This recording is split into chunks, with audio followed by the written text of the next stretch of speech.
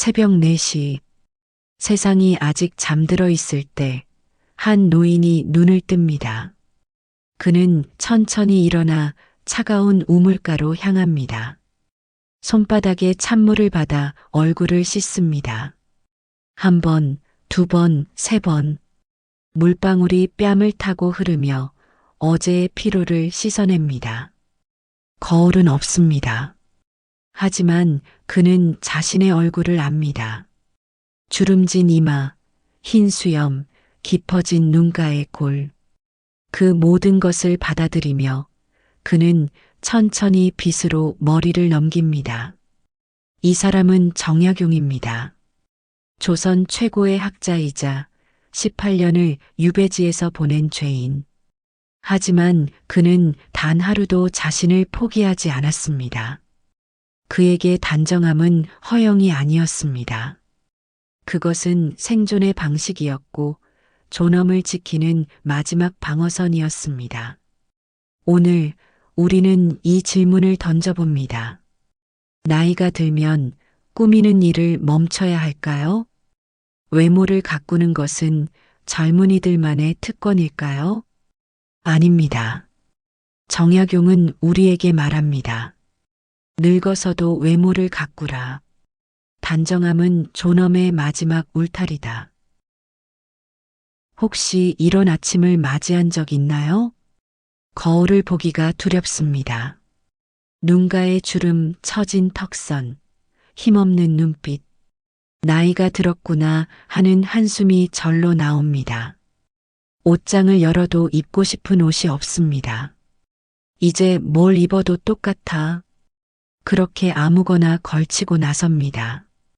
그리고 그날 하루는 왠지 모르게 무기력합니다. 왜 그럴까요? 정약용은 이렇게 말했습니다. 형은 심의 그림자요. 심은 형의 주인이다.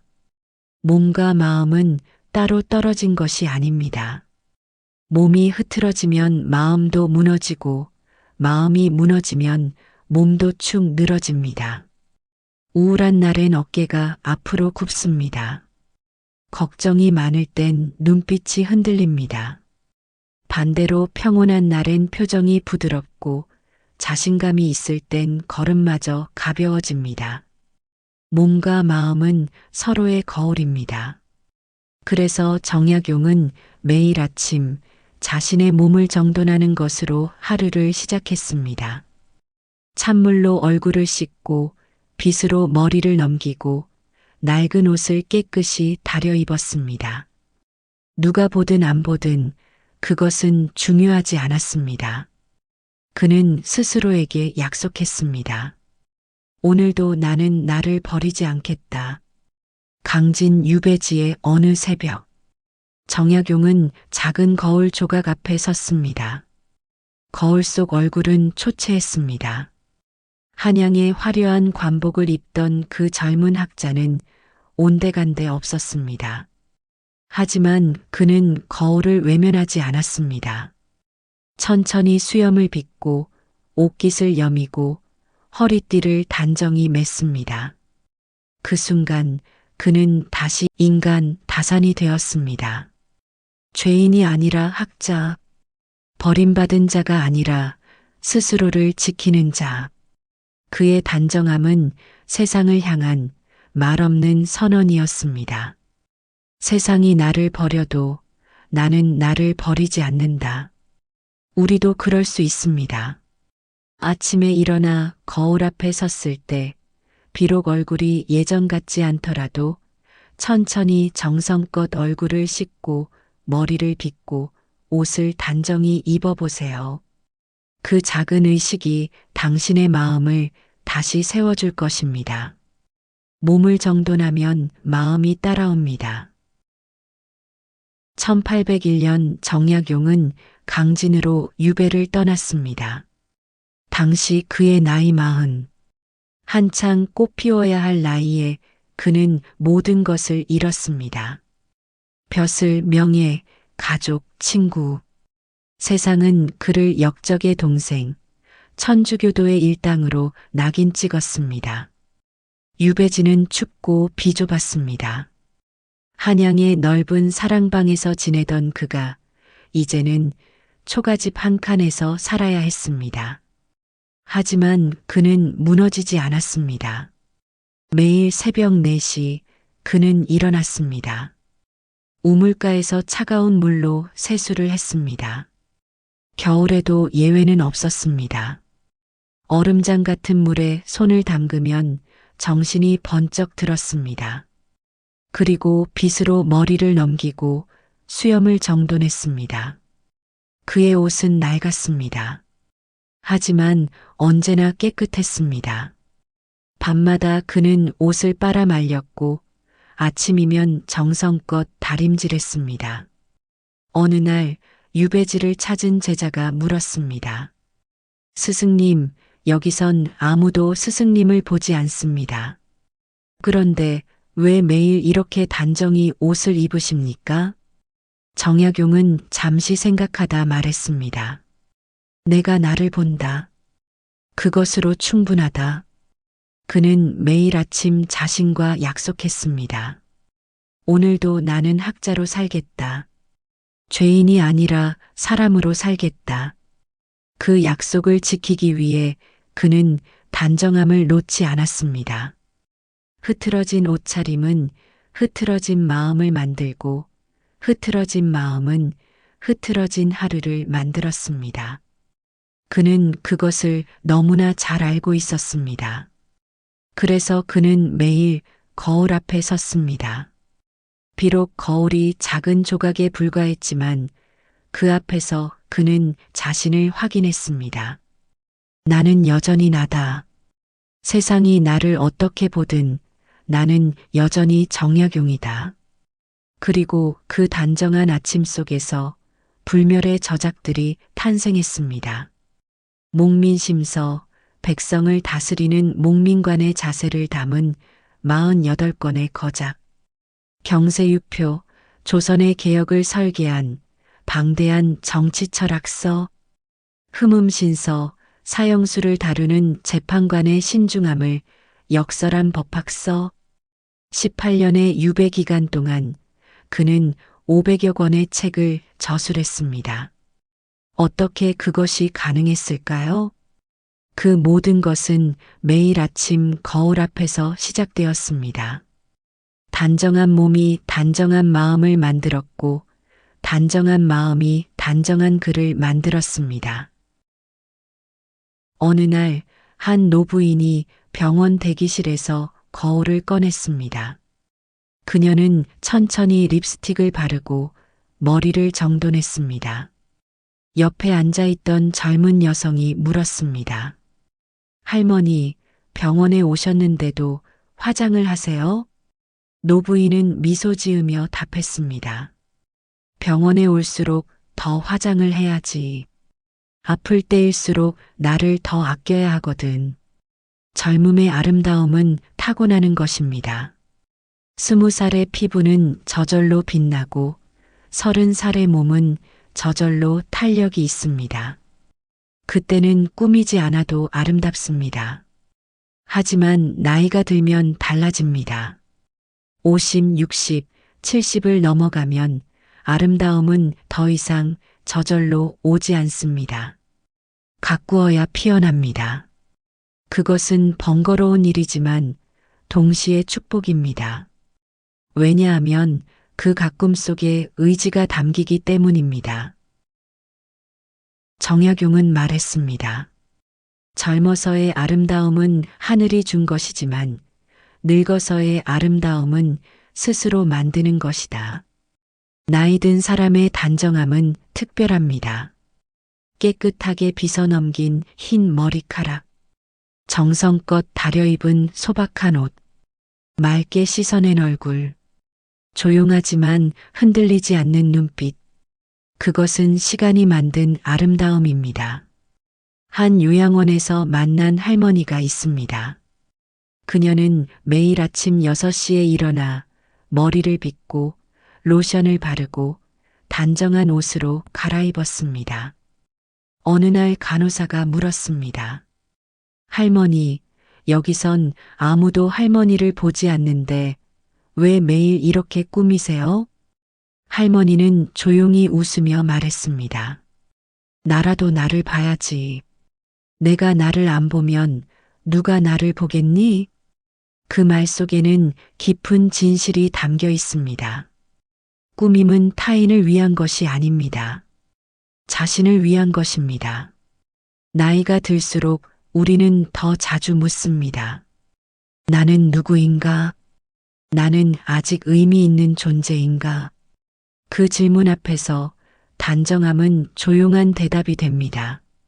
나는 여전히 나를 사랑한다. 나는 여전히 나를 존중한다.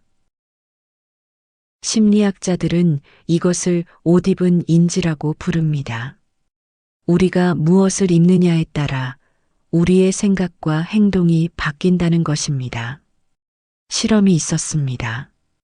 같은 사람에게 정장을 입혔을 때와 편한 옷을 입혔을 때 집중력 테스트를 했습니다.